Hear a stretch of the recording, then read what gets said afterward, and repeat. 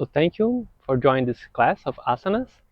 And today I would like us to approach the practice from the angle of how can we not being disturbed. And what is the secret, and where and how can you find that place or that expression which is not disturbed in the first place?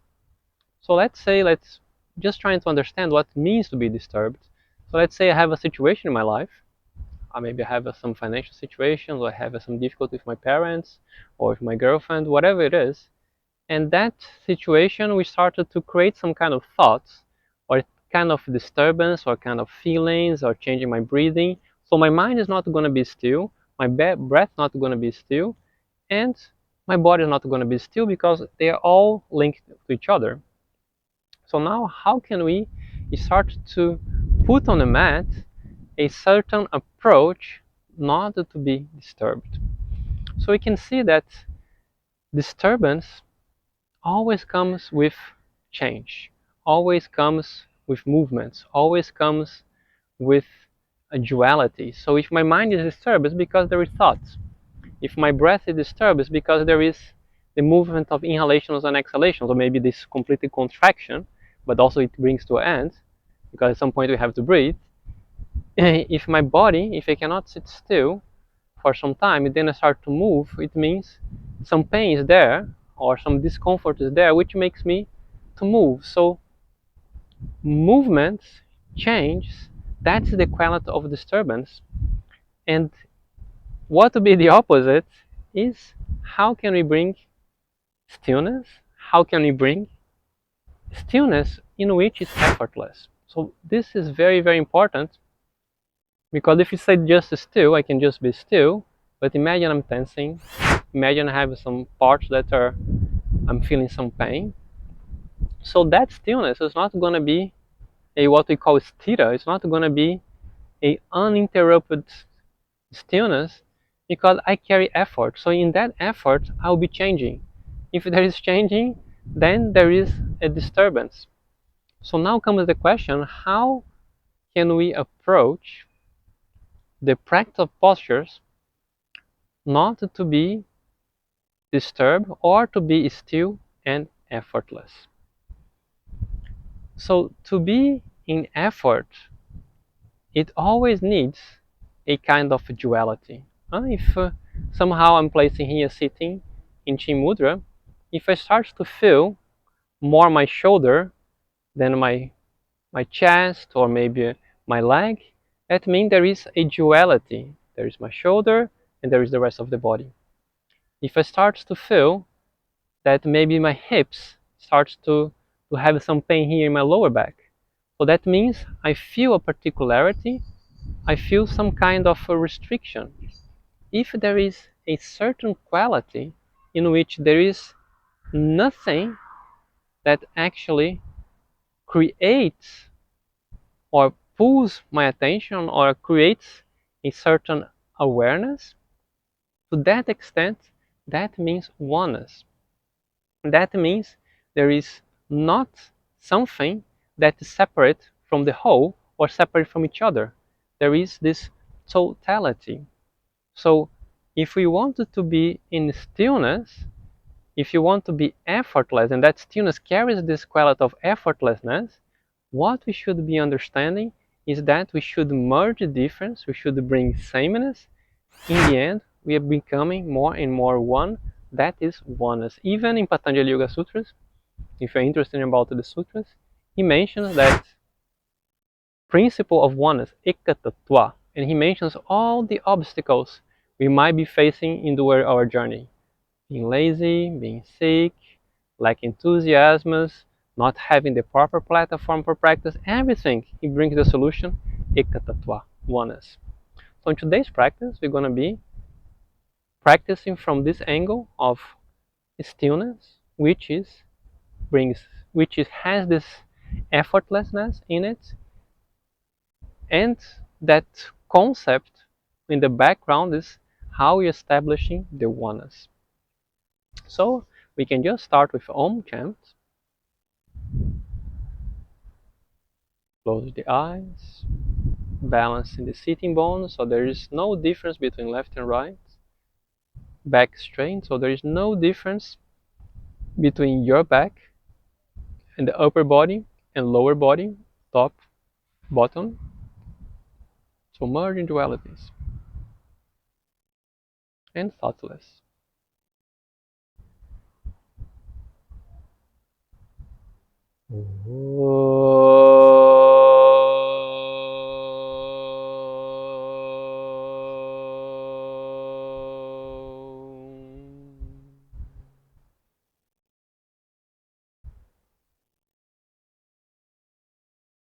And you can slowly open your eyes.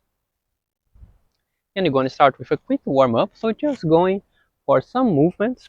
So we're just going to be a big stretch. So with inhalation, rising up the arms, interlacing the fingers, and starting to stretch up, heels off the floor, and trying to use everything as same. As we said, the arms, the head, the upper body, the legs, the toes. So you're not involving one particular body part more than the other. Actually, here the foot should not be squeezing the ground, so that you can feel everything is the same. And then with exhalation, just release the arms, and you can bring shoulder height. And then with exhalation, make a twist to the left. Inhale, center. Exhale, twist to the right. Inhale, center. Exhale, twist. Inhale, center. Exhale, twist. And you can come into the center and just open up a little bit to the feet, a little bit more than shoulder width, and starting rotating the hips. And to the other side.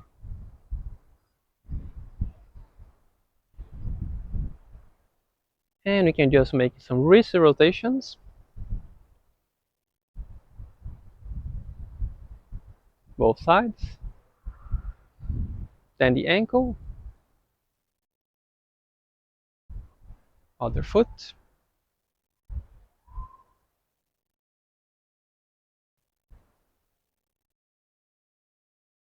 And you can place both feet together, and you can come on the top of the mat, and you're going to start with the sun salutations.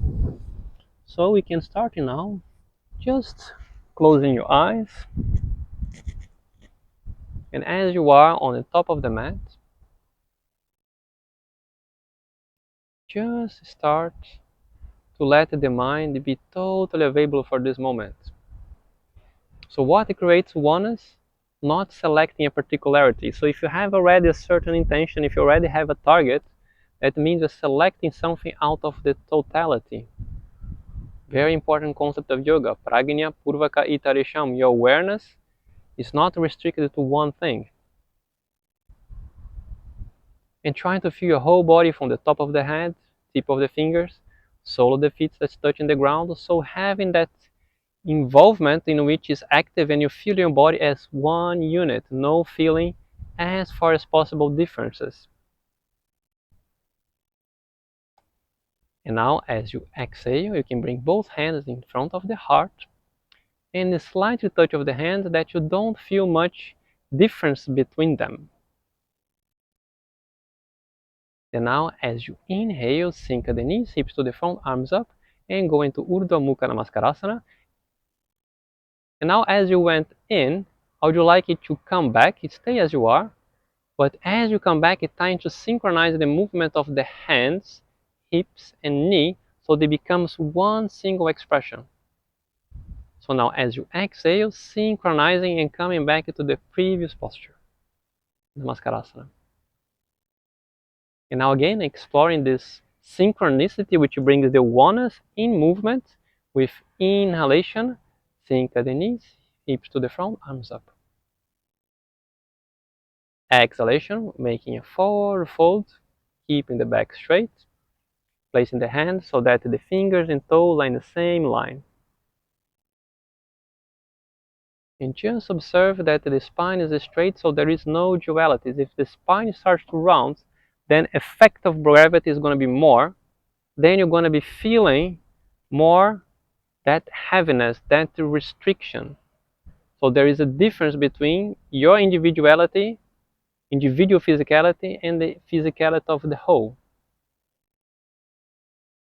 Inhalation, stepping back With the left leg rising up the hands in Namaskar in front of the chest, Ashwatthana, and start balancing the weight so there is no difference between equal distribution of weight on the front foot, the knee, and the toes. Oneness. Oneness by equal distribution in balance. Exhalation. Lifting up the knees, forward fold, placing the hands on the ground and stepping back in Parvatasana, feet close to each other, 1 centimeter apart. Balancing the hands and feet, and as you fully exhale, send the knees, chest, and chin, and trying to land them at the same time, so there is this synchronicity of the landing. There is not first the knee and the chest and the chin. It can be if you feel difficult, but we're just trying to see how to bring more this dimension of oneness. And now as you inhale, not by pressing the ground with your hands, full body expression, extension in Bhujangasana, Cobra. And see that the involvement of your upper body is equal balanced by the same involvement of your lower body, that uniformity, as much as you are bringing equal participation of all body parts.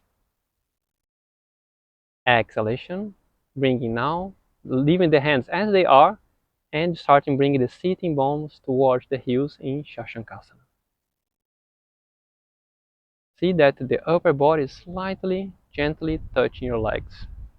So there is less difference between one thing superimposing, causing heaviness on the other. More oneness, naturally. Then as you inhale, starting coming to the front, extend the spine backwards, and coming to upward facing dog. See that the heels in line of the toes, so that the hips are not passive. If there is one part that is passive, it means all the body part needs to overwork to get the passiveness of the other, more dualities. So now practically we experience more oneness. Now as you exhale, starting to coming back in Parvatasana, equal distribution of weight. And now before you step to the front, keenly observe that you're not creating jerk. If you create a jerk, it means one thing is going to be predominating over the other. Trying to keep that uniformity. Now as you inhale, start to step into the front. Whatever it lands on the ground, that's perfectly fine. Just place the foot and crawl to the front, to the fingers be in line with the toes.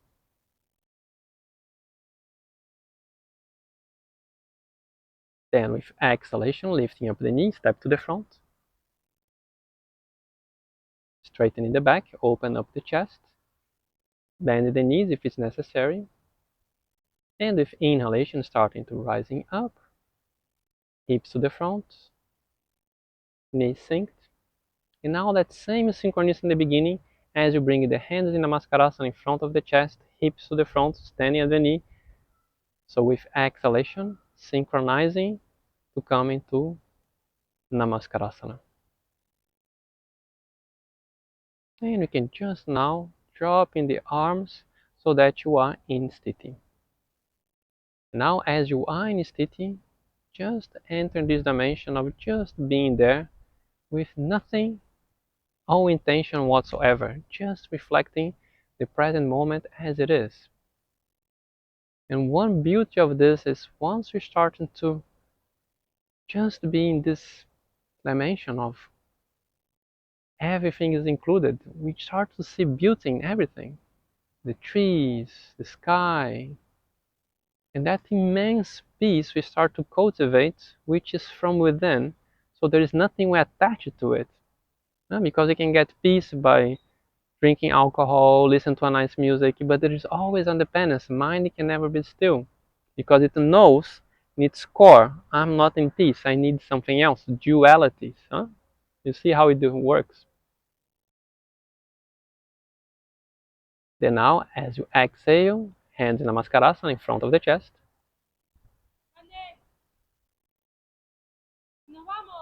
Inhalation, sink at the knees, hips to the front, arms up in synchronicity.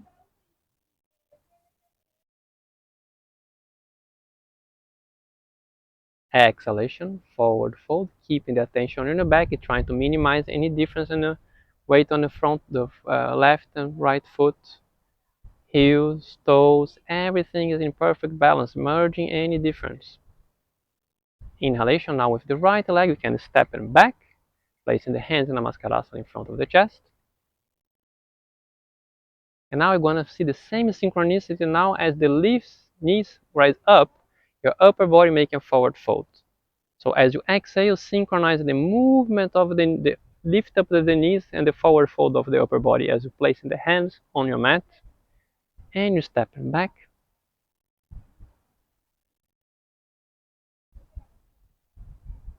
Then as you fully exhale, retaining the breath, send the knees, chest and chin, or if you need, you can come in first into plank, as you wish. More and more, you're trying to bring the dimension to be landing at the same time.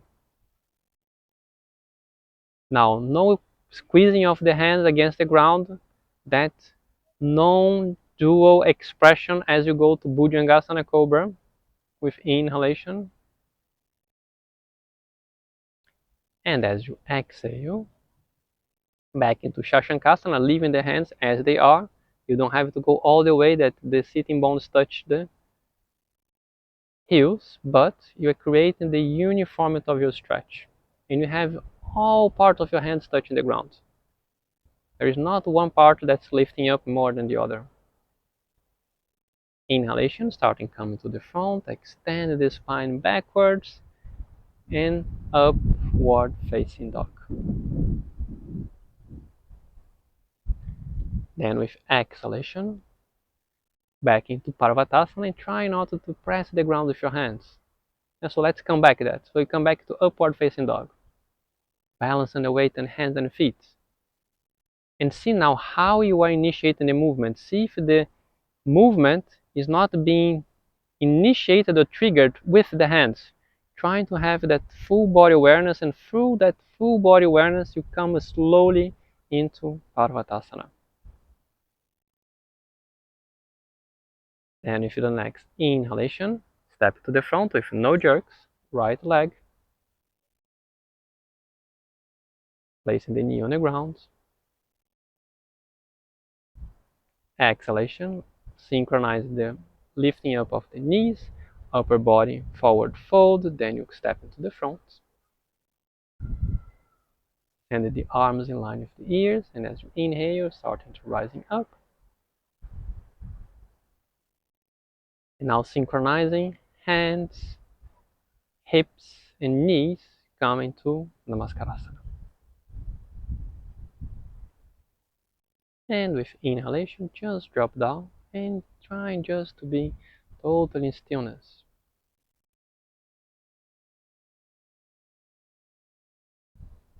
To what extent you feel undisturbed stillness with effortlessness.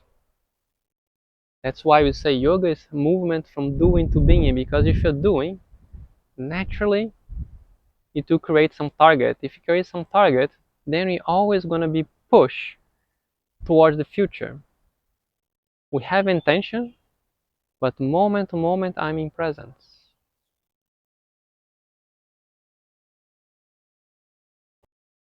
So before we start the asana practice, just one general instruction.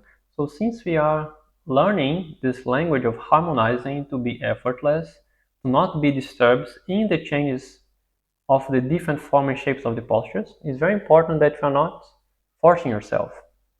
So as long as you feel that you can stay in a posture, you can go on exploring that harmonization process.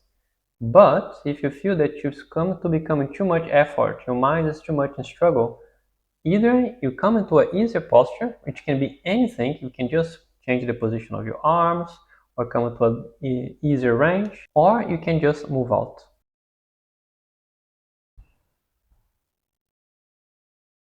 So now you're going for the first posture, Parshva Konasana. And very important, because this is a side leaning, we might have the tendency of trying to bifurcate our stretch. That creates duality, that will separate one part from the other. I'll give you the guidance step by step. So as you inhale, as you open the arms, also the legs. So we're stepping back and the arms and legs are synchronized in one movement as you're stepping back. Large step, hips facing sideways. Back foot a little bit slides to the front so that the front knee is aligned. If you see the other videos, we focus too much in this alignment. Very important. And now as you exhale, it's not going to be a jerk of the knee sinking, but it's going to be one single movement of your body that is sinking. As a result, the front knee is bending. And you can come again up and do it again, trying to feel to catch this oneness through equal participation of all body parts. Now as you exhale, starting bringing the front hand towards the front foot, but not losing the awareness of your foundation, the legs and the feet touching the ground. Having this oneness at your awareness of your body. And if you feel stretch already happens, try not to force the stretch in whatever happens in a particular body part. See that the stretch happening from your core, like everything is cooperating with each other. The position of your hips, the arms that's going towards the ground, the position of your neck, so that you're building that possibility for your body to open in all dimensions. If there is no thing in particular, there is no duality. If there is no duality, that brings the oneness. If you can be one, how can you be disturbed? To have a disturbance must have an interaction. If nothing interacts with the other, there is no disturbance. So you're tracing this journey of building up oneness. See if whatever is creating effort, trying to observe, don't force. Don't be passive also. And now as you follow the inhalation, the whole body starting to rising up. And now as you exhale, you step to the front, arms in line with the body.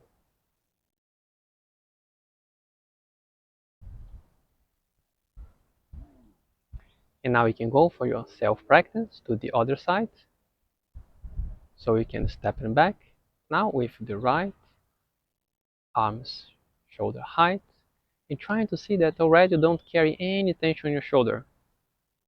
How can you do that? You stay in a posture, trying to relax but not being soft. So your relaxation will not create a doing attitude. In that non-doing attitude, part that might be predominating in the doing, it starts to get more and more release, more relaxed.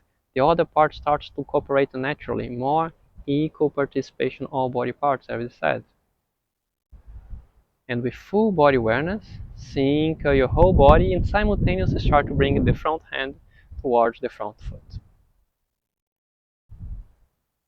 And start to be stable, as far as possible, stable, stable, stable, no movement. And keenly observing the arisal of the effort. It can be many things. It can be you are maybe forcing. It can be heaviness. It can be resistance in the mind. It can be targets. It can be your expression that is directed to one thing. And always keep in mind, I'm moving to effort to be effortless. So if you feel that you enter the effort zone and you cannot express any dimension of effortlessness, please just come back. And slowly you can come back.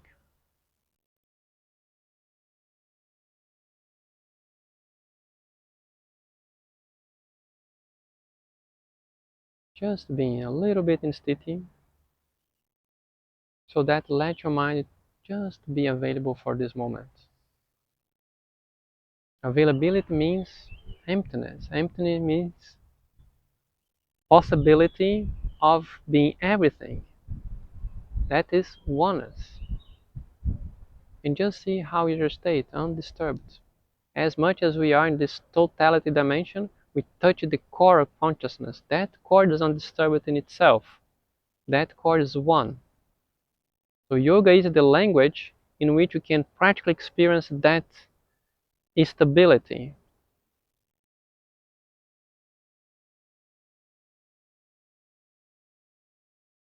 So now we're going for the next posture. The next posture is going to be Digasana, the airplane. So as you inhale, stepping back with the right leg, arm shoulder height, and just again observe the tension of the shoulders, and find a step, see if your range allows you to feel both heels equally strong with foundation on the ground, so that not the back heel is lifting up. Now as you exhale, start moving towards the front and lifting up the heels of the back heel off the ground. So starting now shifting to balance in your front foot, and see that you are balanced, meaning you are finding the neutral point, which comes with your self-reflection. The other video, if you didn't see, I highly recommend, in which you're starting to align towards lightness. Lightness means nothing is kind of creating a feeling of heaviness. So observe, how can you be one light with your arms? How can you be light with your upper body? If there is heaviness on your leg, how are you adjusting? So that lightness will bring that lightning point through distribution of weight and involvement. You can start with more this oneness dimension, ekatattva. And now we can start in lifting up the whole foot, back foot on the ground, and you go on balancing on your front foot with that understanding. I'm not going towards a target. I'm being the dimension to be more undefined by the effort of the posture. Whatever creates a conclusion in me, I can't just start to observe. I start to learn this language. How can I merge any difference? How can I dissolve any heaviness? How can I dissolve any grossousness or minimizing them? Then we are in the journey. Then even if you have effort, we're starting to express the effortlessness. And slowly you can start coming back.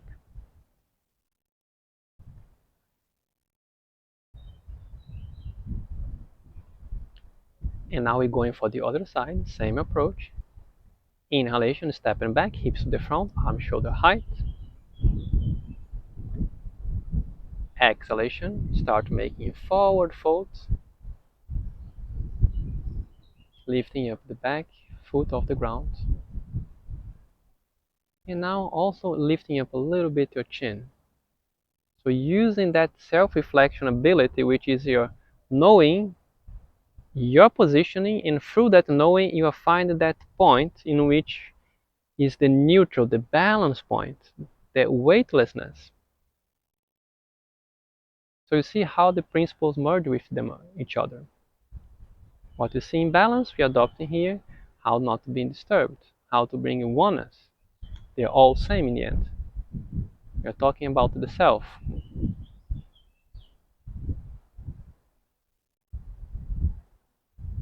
And just trying to be peaceful, observing any disturbance or any effort.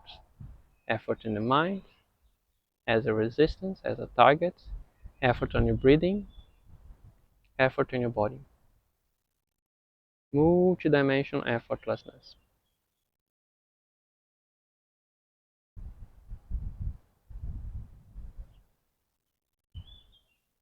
And slowly you can come back.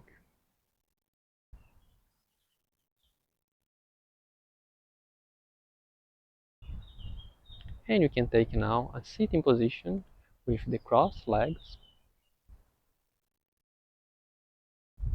Actually, not the crossed legs, but take a position in which your knees are touching the ground. Because you're going for Ustrasana, the camel. So you can look at the screen if you don't know this posture. So now the toes should be tucked so that the legs becomes more active, which brings more this feeling of oneness, because if the legs become passive and you're making a back bending, then you're going to create a separation. Your back's going to be active and your legs are going to be passive. So toes tucked, which facilitates more uniformity of the totality of our involvement. Hands on the lower back, and as important is that you should not fold your spine. So through that, just in this moment, as you're placing the hands on your lower back, just starting to make slowly in lower range of extension of your spine backwards, so you can actually start to feel what it means to involve my spine uniformly as I'm making the back bending. So just a awareness exercise. You can just go a couple of times just to get to this feeling.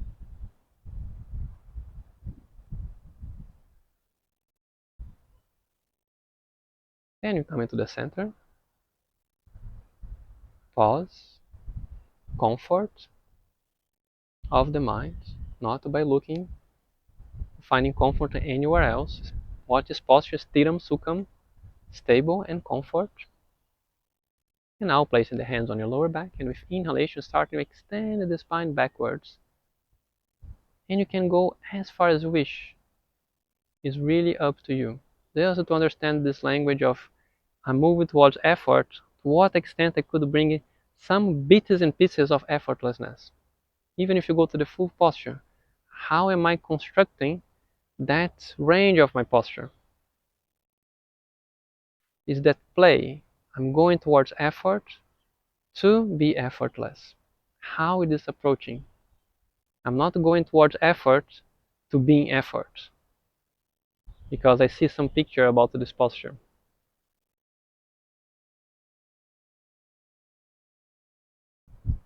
And you slowly can come back.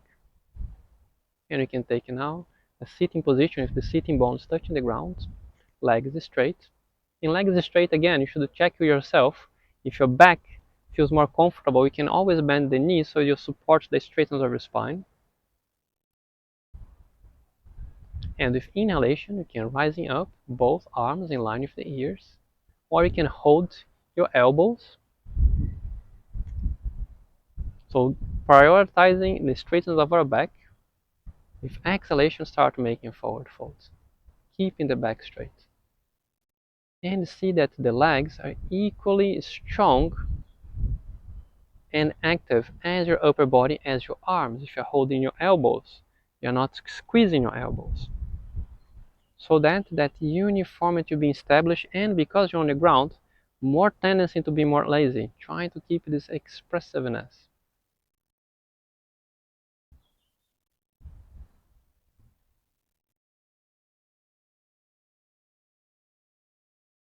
And with next inhalation, you can rise up, and you can take now a sitting position with crossed legs, placing the hands in Chin Mudra, closing the eyes,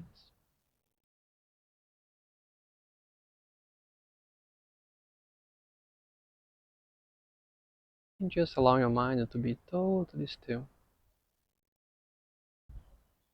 And if it's not still, you're just witnessing the movement of thoughts, not judging. If you're judging this is good, this is bad, then you bring a duality. If it's just a happening, then we are moving more in the direction of oneness.